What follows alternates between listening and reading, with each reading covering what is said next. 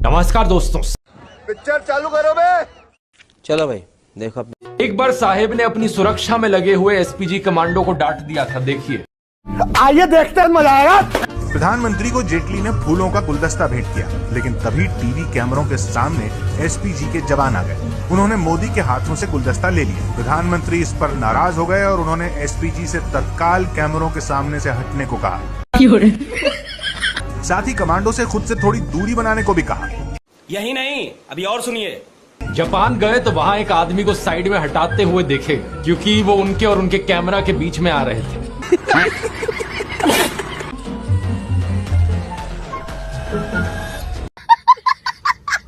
साल 2005 में दोस्तों अक्षरधाम मंदिर का इनॉग्रेशन हुआ था। इस फोटो को देखिए।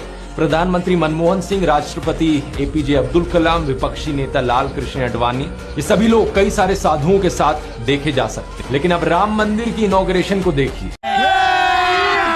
अभी मजा आएगा ना।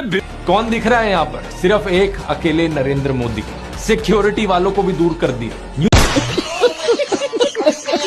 मोदी खुद को गंगा पुत्र कहा करते थे, तो अब नमामि गंगे के नाम पर वोट क्यों नहीं मांग रहे?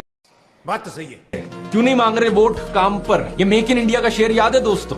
अब तो ये शेर कहीं नहीं दिखाई देता किसी चुनावी पोस्टर पर। Make in India, made in India, आदर्श गांव, smart city, bullet train, 15 lakh, skill India, Mudra loan, look east policy, करोड़ों रोजगार, नारी शक्ति, बेटी बचाओ बेटी पढ़ाओ, कोरोना अग्निवीर। अरे कुछ तो ऐसा होगा जिसके दम पर चुनाव लड़ सको। इस सज्जन को क्या तकलीफ है भाई? राहुल गांधी ने तो नरेंद्र मोदी को ओपन डिबेट के लिए भी चैलेंज कर दिया। इतना अच्छा मौका है कि राहुल गांधी के साथ 1-on-1 डिबेट करें और बता दे लोगों को, देश की जनता को दिखा दे कि इन्होंने 10 साल में कितना काम किया। ये बड़ी अच्छी बात कही आप। लेकिन ना तो इन्होंने कोई प्रेस कॉन्फ्रेंस करी इन 10 सालों में, ना कोई अनस्क्रिप्टेड इंटरव्यू किया जिसमें कोई खुलकर सवाल पूछ सके इनसे। तो कहां से इनमें हिम्मत होगी एक डिबेट करने की? Allowed to rest. Purple border.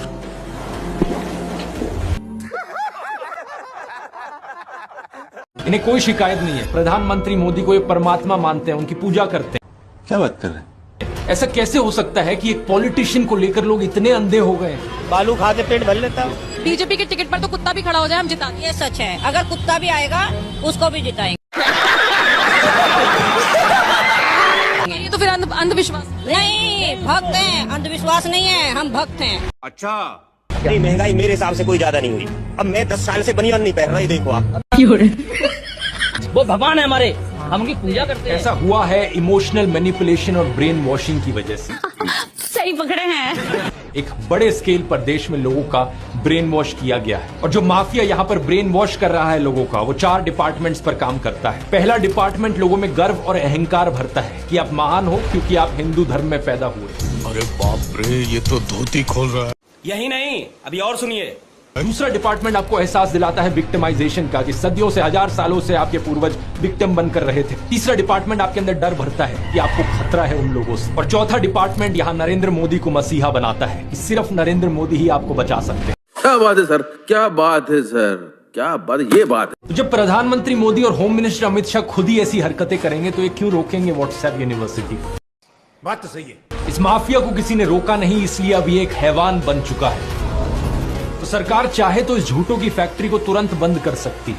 ये बड़ी अच्छी बात कही आप। लेकिन प्रॉब्लम पता है क्या है? चिंगारी कोई भड़के तो सावन उसे बुझाए, सावन जो आग लगाए तो उसे कौन बुझाए? जब इस व्हाट्सएप माफिया को चलाने वाला खुद बीजेपी आईटी सेल है, तो बीजेपी की सरकार उसे क्यों रोकेगी? सही पकड़े हैं। सिंगापुर के एक न्यूज चैनल ने हाल ही में एक डॉक्यूमेंट्री निकाली थी जिसमें उन्होंने बीजेपी आईटी सेल के एक एम्प्लॉय का इंटरव्यू किया था। सुनिए उसका क्या कहना था। आइए देखते हैं, मजा आएगा।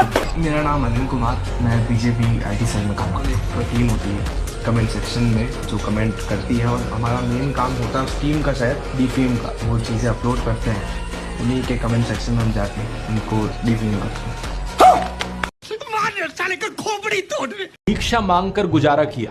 कभी कहते हैं कि 35 साल के लिए, कभी कहते हैं 40 साल के लिए। अभी मजा आएगा ना। करीब 40 साल मैंने भिक्षा मांग करके खाया है। मैं 35 साल तक भिक्षा मांग करके खाया। चलो इतनी तो बोलने में गलती हो सकती है, 35 साल हो 40 साल हो, लोग अक्सर भूल जाते हैं। प्रधानमंत्री मोदी अपने इंटरव्यू में बताते हैं कि उन्होंने पहली बार डिजिटल कैमरा 1987 या 1988 में यूज किया। आइए देखते हैं, मजा आएगा। मैंने पहली बार डिजिटल कैमरा का उपयोग किया था 87-88 में शायद। मतलब भिक्षा मांगकर यहाँ पर फॉरेन टूर भी कर लिए और डिजिटल कैमरा भी खरीद लिया डिजिटल कैमरा के रिलीज होने से पहले। वाह क्या फकीरी है। इनके आईटी सेल वाले मेरे ऊपर सवाल उठाते हैं कि कोई पार्टी मुझे पे कर रही है इसलिए मैं वीडियोस बनाता हूं। अरे बेवकूफो, अगर किसी पार्टी को पे करना होता ना मुझे, मैं सबसे पहले बीजेपी के पास जाता। देश की सबसे अमीर पार्टी है बीजेपी, सबसे ज्यादा पैसे उनके पास हैं। और अगर उनका प्रचार करता मैं, नरेंद्र मोदी ही मुझे स्टेज पर बुलाते, मेरी तारीफ करते, हाथ मिलाते। मेरे लिए तो सबसे आसान काम था ये करना, लेकिन मैं अपने देश को इस हालत में गिरते हुए नहीं देख सकता। शाबाश बेटा। इसलिए मैंने अपना पूरा करियर दांव पर लगा दिया इस नाइंसाफी के खिलाफ आवाज उठाने के लिए, देश को बचाने के लिए। ये हुई ना बात। कल को अगर ये मेरा YouTube चैनल भी बंद करा देना, कम से कम मैं गर्व से कह सकूंगा कि मैं इनके जूतों में नहीं गिरा। मैं आखिरी दम तक देश के लोकतंत्र के लिए, देश के संविधान के लिए आवाज उठाता रहा। क्या बात है सर, क्या बात है सर। और चाहे इससे मेरा पूरा करियर खत्म हो गया, लेकिन कम से कम मैं नीचे नहीं झुका। ये बड़ी अच्छी बात कही आप। मोदी आपको अपने घर बुलाएंगे, अपने भाइयों को नहीं बुलाया वो अलग बात। लेकिन 2015 में इन्होंने #Super150 इन्फ्लुएंसर्स को अपने घर बुलाया था, और इनमें से माँ बहन की घटिया गालियां देने वाले गालीबाज ट्रोल्स बहुत। क्या बात कर रहे हैं? ऐसे लोगों को पीएम मोदी ट्विटर पर फॉलो भी करते हैं और बड़े प्राउडली वो अपने बायो में लिखते हैं, proud to be followed by PM Modi. इस सज्जन को क्या तकलीफ है भाई? आपकी औकात बता रहा हूँ सर, बुरा नहीं मानना सर। ये भी देखिए डॉक्टर अंबेडकर के बारे में कितनी भद्दी भाषा का इस्तेमाल करते हैं ये लोग, वही लोग जिन्हें पीएम मोदी फॉलो करते हैं। ये सब क्या देखना पड़ रहा है? अच्छा है मैं अंधा हूँ। ये सब मैंने आपको डिटेल में बताया ताकि आप ये विस्तार से देख सको कि हर जगह इन्हें अपने वफादार चाहिए। नरेंद्र मोदी ने एक बार ही कहा था भगवान बुद्ध के साथ इनका सुखद संबंध है। आइए देखते हैं, मजा आएगा।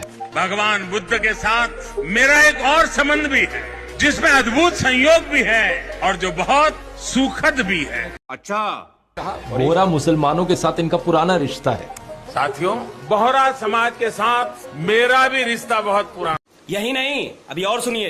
क्रिश्चियन कम्युनिटी के साथ तो मेरा संबंध कोई नया नहीं है, बहुत पुराना बड़ा आत्मीय नाता रहा है।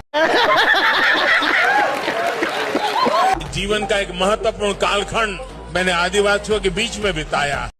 अरे झूठ बोल रहा है, ये झूठ बोल रहा है। बलिया से मेरा एक भावुक रिश्ता, पंजाब के साथ मेरा विशेष नाता रहा, जिनके साथ मेरा निजी रूप से भी एक विशेष नाता। अरे क्या क्या करूं मैं इसका, क्या करूं? फ्रांस के प्रति लगाव बहुत पुराना रहा है। अरे यदुवंश के साथ तो हमारा रिश्ता है, हमारा नाता है। देश की हर ऑर्गेनाइजेशन, संस्था, विभाग में यही कीचड़ फैला रखा है। बीसीसीआई को देख लो, बीसीसीआई का हेड किसे बना रखा है? अमित शाह के बेटे जय शाह को। बताओ जरा क्या क्वालिफिकेशन है जय शाह की? क्रिकेट खेलना आता है उन्हें? अभी मजा आएगा ना। माइक पर इंग्लिश बोलनी आती है? I am glad that MS has accepted BCCI's request and he will join Team India for upcoming T20 World Cup. ये मुंह से सुपारी निकाल के बात कर रहे बाबा। इसके मुंह में पैदाशी सुपारी है। अरे इंग्लिश छोड़ो, हिंदी में भी बोलना आता है क्या? सब लोग मेरे स्टेटमेंट की बहुत वेट कर रहे थे कि मैं वर्ल्ड कप के लिए कुछ बोलता क्यों नहीं हूँ। सोशल मीडिया एक नई चीज उभर कर आई तो वहां भी इन्होंने यही करने की कोशिश करी। जो इनके खिलाफ बोले उसे बैन कर दो, ब्लॉक करने की कोशिश सही पकड़े हैं। करो। बोलता हिंदुस्तान यूट्यूब चैनल, उसे बंद कराया गया था। अभी फरवरी में 177 ट्विटर अकाउंट्स को विदहोल्ड कराया गया। किसानों का जो ट्विटर हैंडल था किसान एकता मोर्चा, वो बंद करवा दिया गया।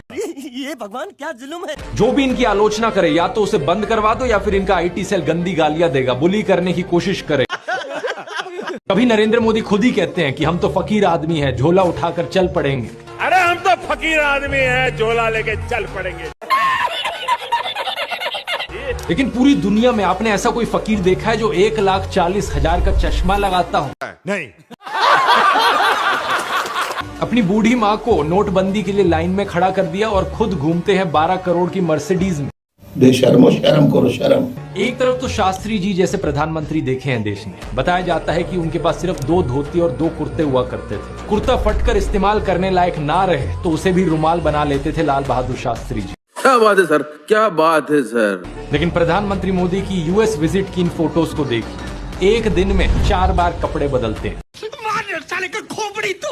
द प्रिंट में लिखे गए इस आर्टिकल को देखिए। उत्तराखंड और हिमाचल जाते हुए प्रधानमंत्री मोदी ने 8 घंटे में 4 बार कपड़े बदले। इस सज्जन को क्या तकलीफ है भाई? टाइम्स ऑफ इंडिया के आर्टिकल को देखिए। प्रधानमंत्री मोदी गंगा आरती करने गए तब भी कपड़े बदलते जा रहे। वाह क्या सीन है। हुगली टाइम्स वालों ने तो इनकी फैंसी ड्रेस का एक पूरा कोलाज बना दिया। इंडिया टुडे ने भी इनकी 22 हेड गियर्स की कलेक्शन दिखाई है इस आर्टिकल में। और इस इंडियन एक्सप्रेस के कोलाज को भी देखिए। वाह क्या सीन है। 40-50 लोगों के बीच में चैलेंज दे रहा हूँ, उसका कच्चा भी फटा हुआ है, ये चेक करा दे। ये आपका पैंट उतरवाने के चक्कर में वोट दोगे बीजेपी को? अगर मेरा दे दोगे ना, चलो उतार लो, शर्ट लगा लो, उतार दो मोदी। अभी मजा आएगा ना। यूट्यूब रिपोर्टर प्रवीण गौतम ने ग्राउंड पर जाकर जब एक अंकल से बात करी इन्फ्लेशन को लेकर, तो उन्होंने कहा कि उन्होंने बनियान पहननी छोड़ दी। आइए देखते हैं, मजा आएगा। महंगाई मेरे हिसाब से कोई ज्यादा नहीं हुई। अब मैं 10 साल से बनियान नहीं पहन रहा, ये देखो आप। पेट्रोल के दाम को लेकर कहते हैं कि लोगों को मोटरसाइकिल की जगह साइकिलें यूज करनी शुरू कर देनी चाहिए। ये क्या हो गया? ये क्या सुन रहा हूँ मैं? मतलब आम आदमी बाइक पे ना चले, साइकिल पे चल। तो किसी ने बनियान पहननी बंद कर दी, किसी का अंडरवेयर फट गया। लोग जानते हैं कि लोकतंत्र कितना खतरे में है, लेकिन फिर भी कुछ लोग यहाँ अपना वोट बदलने को राजी नहीं। वोट अभी भी मोदी को ही देंगे। अच्छा। इस मोदी सपोर्टर का देखो क्या कहना था। सरकार जैसा कहेगी वैसा मान लेंगे, अपने विवेक का इस्तेमाल नहीं करेंगे। तो पढ़ा लिखा होने का मतलब ये बिल्कुल भी नहीं कि हम अपने दिमाग का इस्तेमाल करना। मतलब कुछ लोग तो अपने दिमाग का इस्तेमाल ही नहीं करना चाहते। आप लोगों को ये बातें सुनकर शायद हंसी आ रही हो। सितंबर 2019 में ह्यूस्टन में जाके प्रधानमंत्री मोदी ने कहा था, अब की बार ट्रंप सरकार। आइए देखते हैं, मजा आएगा। We in India have connected well with President Trump. The words of candidate Trump, अब की बार ट्रंप सरकार। हालांकि ये बड़ी बेवकूफी वाली चीज की थी किसी दूसरे देश की इंटरनल पार्टी पॉलिटिक्स में दखल अंदाजी करने की। बात तो सही है, क्योंकि यहाँ पर ये बड़ी ऑब्वियस बात है कि अगर एक हेड ऑफ स्टेट दूसरे हेड ऑफ स्टेट से मिलता है तो इस बात को समझना चाहिए कि अगली बार उस देश में किसी दूसरी पॉलिटिकल पार्टी की भी जीत हो सकती है। ये बड़ी अच्छी बात कही आप। अगर ऐसा हो गया तो उस देश के रिश्ते खराब हो जाएंगे हमारे देश के साथ। लेकिन नहीं, इतनी समझदारी कैसे एक्सपेक्ट कर सकते हो? इस सज्जन को क्या तकलीफ है भाई? अभी बदत है भाई, अभी बदत है। और इतना ही नहीं, फरवरी 2020 में डोनाल्ड ट्रंप के लिए इंडिया में एक भारी भरकम इवेंट करवाया गया, नमस्ते ट्रंप। नमस्ते Trump, India friend, the president of the United states of America, mister Donald Trump. वाह, क्या फायदा हुआ इस सब नाटक का, जब जरूरत पड़ी तो डोनाल्ड ट्रंप ने इंडिया को अब सपोर्ट भी नहीं। सिर्फ एक उदाहरण है दोस्तों, आज के दिन इंडिया के फॉरेन पॉलिसी फेलियर का। ये बड़ी अच्छी बात कही आप। यानी नजर से बाहर तो दिमाग से बाहर। और इसकी उल्टी एक टैक्टिक है, जितना नजर में रहोगे उतना लोगों के दिमाग में घुसोगे। सही पकड़े हैं। अखबार पर नरेंद्र मोदी, रेडियो पर नरेंद्र मोदी, टीवी चैनलों पर नरेंद्र मोदी, फेसबुक पर नरेंद्र मोदी। बस यही देख के तो पूरे सपने आते हैं। पेट्रोल पंप की होर्डिंग्स पर नरेंद्र मोदी, सड़क पर पोस्टर छपे हैं, गूगल एड्स पे करोड़ों खर्च करके अपना चेहरा दिखा रखा है। इस सज्जन को क्या तकलीफ है भाई? आपकी औकात बता रहा हूँ सर, बुरा नहीं मानना सर। हर एक सरकारी स्कीम के इश्तिहार पे, अरे ये सब तो छोड़ो, कोविड वैक्सीन के सर्टिफिकेट पे भी नरेंद्र मोदी। ये भगवान क्या जुल्म है। सेल्फी पॉइंट्स तक बना डाले इन्होंने जगह जगह। अरे बाप रे, ये तो धोती खोल रहा है। 2022 की इस रिपोर्ट को देखिए। आईएनबी मिनिस्ट्री ने बताया कि सरकार ने 8 सालों में 6,400 करोड़ से ज्यादा रुपए खर्च किया एडवर्टाइजमेंट्स।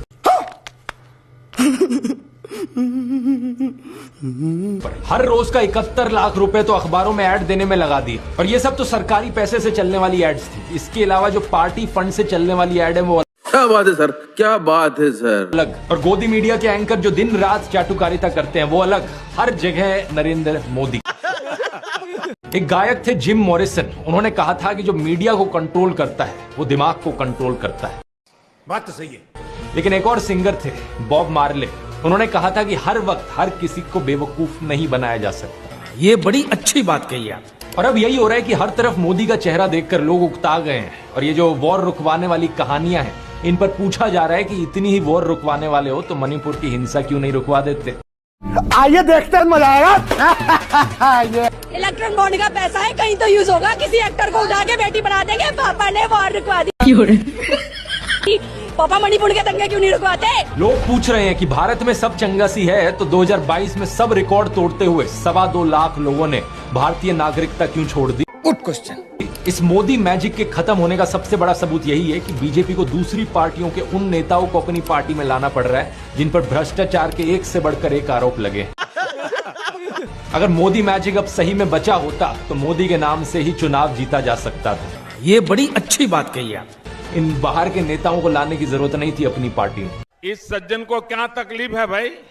ये झूठ, डर और नफरत फैलाने की जरूरत नहीं थी। क्या बात है सर, क्या बात है सर, क्या बात, ये बात है।